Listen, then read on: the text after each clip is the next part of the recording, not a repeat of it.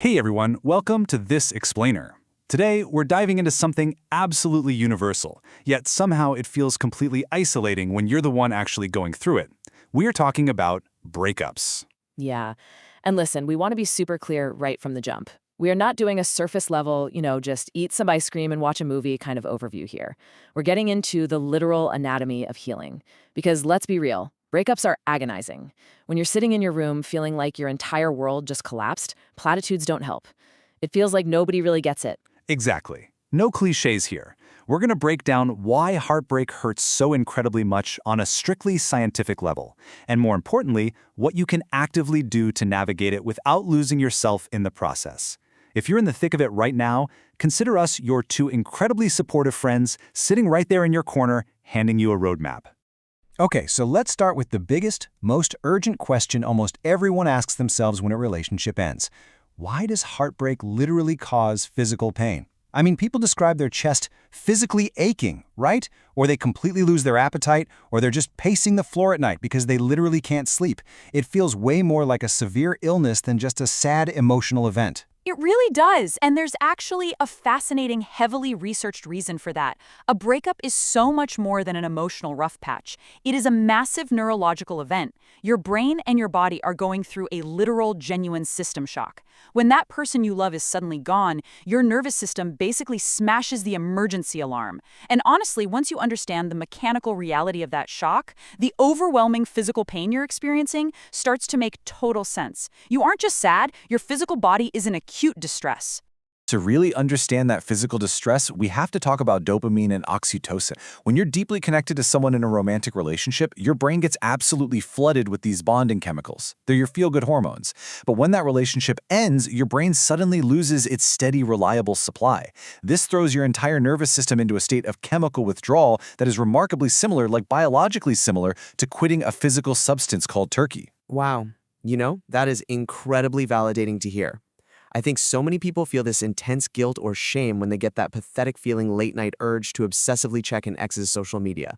But what you're saying is, that urge isn't a personal weakness. It's not a lack of willpower. It's a literal biological craving. Your brain is desperately searching for a hit of the chemical it grew accustomed to. That is exactly right. It's just your brain looking for its dopamine fix. Treating this like a physical withdrawal is absolutely step one in having some compassion for yourself right now. Now, how do pre-existing issues play into this? Because it seems like for some people, a breakup is really sad, sure, but for others, it feels completely catastrophic, like their actual survival is being threatened. That brings us to attachment theory. The pain of a breakup is rarely just about the loss of that specific person. It's heavily influenced by the baggage and the attachment style you brought into the relationship in the first place. For example, if you have an anxious attachment style, a breakup hits entirely differently. Can you break down what that actually means for someone who might not know the term? Absolutely. If you have an anxious attachment style, your baseline fear of abandonment is already elevated. So when a partner leaves, it's like a terrible sunburn getting violently slapped. It triggers much older, much deeper fears, the terrifying thought of being inherently unlovable or always being left behind. You aren't just mourning the relationship, you're actively battling the activation of your deepest, oldest insecurities. Section 1. The first 48 hours. Emergency triage. So coming out of that understanding of system shock and chemical withdrawal, what do we actually do when the wound is completely fresh? Because those first 2 days just feel like an absolute blur. When the wound is that fresh, your nervous system is in full fight or flight mode. And listen to me, panic is a terrible advisor. Step 1 is absolutely vital. Do not make any big decisions. Don't send that long, highly emotional paragraph. Don't post a vague, sad quote on social media. Just pause. Step 2 is redirecting every single ounce of your energy toward basic care and connection. Call a friend and actually use your voice to speak to them out loud. Drink a glass of water. Try to eat something small. And step 3 is letting yourself cry. I think people try to be so strong and just hold it all in, but crying actually serves as a physical release valve, right? Yes. Suppressing the emotion doesn't delete it, it just traps it in your body. Research actually shows that crying actively expels stress hormones out of your system. You literally have to let the pressure out. Section 2. The no-contact reset. Breaking the chemical cycle. I feel like no contact gets thrown around a lot, but honestly, mostly in a super toxic way. People treat it like this strategic, manipulative game. Like, oh, if I just ignore them for 30 days, they're gonna miss me and come crawling back. Yes, that is such a huge misconception. Actually, scratch that. It completely misses the point of the biology. We are talking about a minimum of 30 days of absolutely zero contact. No texting, no calling, no casually checking your stories from a burner account. But it is not a tactic to win someone back. Think back to the chemical withdrawal we just talked about. Every single time you check their profile or reread an old text thread, you are giving your brain a tiny, fleeting hit of dopamine. You're effectively keeping the addiction cycle spinning. So this 30-day period isn't a game. It's literally just giving your brain the silence it absolutely needs to detox. Precisely. It is a strict biological requirement to let your brain chemically reset. Without it, you're just prolonging the worst part of the withdrawal indefinitely. But what if they reach out to you? What if they just text to, check in or see how you're doing? It is so unbelievably tempting to respond because it feels so good in that exact moment to see their name pop up on your phone. It does feel good for about 30 seconds, but this is where you have to be fiercely, brutally honest with yourself about your long-term healing. You have to contrast that short-term hit of relief against the reality of what it does to your progress. In these early stages, even if a conversation goes perfectly well and is totally polite, it almost always acts as a mechanism for reopening the wound. Yeah, it's literally like picking a scab before it's ready to come off. Exactly. Maintaining distance, on the other hand, allows you to fundamentally reset your brain. When you are constantly monitoring someone else's life or keeping the door cracked open for them just in case, you simply cannot process your own emotions. You need distance to be able to hear your own thoughts again. Section 3. Processing grief and emotions. Moving through the pain. A breakup is a death of sorts. It's the death of a future you planned with someone. And because of that, your emotional processing is naturally going to follow the classic stages of grief: denial, anger, bargaining, depression, and acceptance. And I think we really need to hammer home how unbelievably, frustratingly non-linear this timeline is. I mean, it's so incredibly disheartening when you feel like, yes, I've finally reached acceptance on Tuesday, only to wake up on Wednesday, trapped right back in the bargaining phase, just obsessing over, well, what if I had just done this one little thing differently? Oh, for sure. But that bounce back is completely normal, and validating that frustration is huge. You aren't regressing or failing at healing just because you dip back into anger or depression for a day. Bouncing back and forth is the actual mechanism of the process. The goal isn't to sprint to the finish line of acceptance. The goal is just to ensure you don't get permanently stuck in any single stage along the way.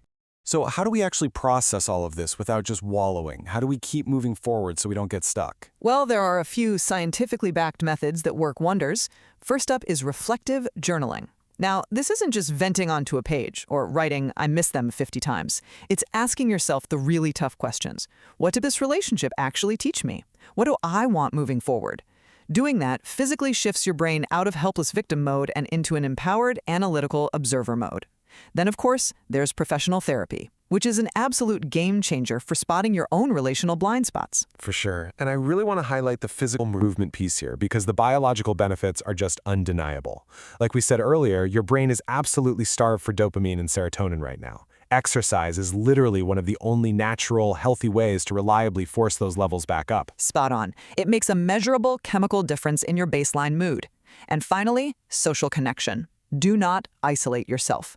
Lean so heavily on your support system right now, because isolating when you're in acute emotional pain isn't just sad, it's genuinely dangerous to your nervous system. Section 4. Rebuilding your lost identity. Reclaiming your self-worth. One of the hardest, sneakiest parts of a breakup is that sudden vacuum of identity. When you're part of a couple for a long time, you naturally compromise parts of your identity, your specific daily habits, and how you spend your weekends. When you lose that label of someone's partner, there's this terrifying silence left behind. And the immediate temptation is to fill that silence with wild distraction, right? Going out every night, mindlessly swiping on dating apps, just doing absolutely anything to not feel the void. But as this quote beautifully puts it, distraction is running away from the pain. Reinvestment is building something real. So, picking up an old hobby or throwing yourself into a creative project shouldn't just be about keeping yourself busy so you don't text them. Right. Distraction is just delaying the inevitable crash. Reinvestment is an active choice to build a new, self-directed life. This is your massive, wide-open opportunity to sit down and ask, who was I before this relationship? And much more importantly, who do I actually want to be now? And tied right into that whole identity vacuum is the massive hit your self-esteem takes. Rejection just stings deeply. It's so incredibly easy to internalize a breakup as a reflection of your own worth. You let this totally false narrative take root that says, I just wasn't good enough for them. It's extremely common, but to challenge that narrative, just looking in the mirror and reciting positive affirmations usually doesn't cut it.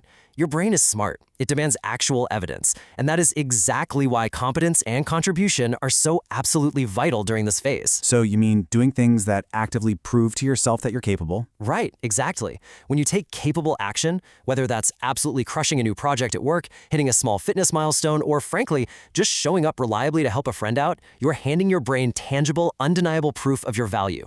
Doing hard, meaningful things rebuilds your self-worth so much faster and way more permanently than words ever could. Section 5. Signs you're actually healing. The light at the end. When you are deep in the dark trenches of heartbreak, it really does feel endless. How do you even know you're getting better? What does healing actually look like on a random Tuesday? Well, healing rarely announces itself with a parade or one massive cinematic breakthrough. It happens in very subtle, quiet little milestones. You'll know you're getting better when you hear their name in passing, and it registers in your brain as just data, rather than sending your nervous system into an absolute spiral. Or when you realize you haven't checked their social media in days, and not because you had to white-knuckle your way through it with sheer willpower, but because you genuinely just forgot to. Yes, exactly. You'll also start feeling a genuine spark of curiosity about your own future again, rather than purely grieving the past. I think the biggest one for me is when you find yourself laughing at a joke, freely and fully, without that sudden wave of guilt creeping in right after, telling you that you aren't supposed to feel okay yet. If you are watching this and you are squarely in the raw, ugly, exhausting phase of heartbreak right now, we want to speak directly to you. What you are feeling is incredibly real, and it is entirely valid. Do not let anyone rush your grief. But please, please also hear this. It will not last forever. The intense pain you are in today is temporary. You are not broken, you are not too much, and you are certainly not enough. You went through an event that caused real biological and emotional trauma, and you are still here, processing it step by step, which takes an incredible amount of strength.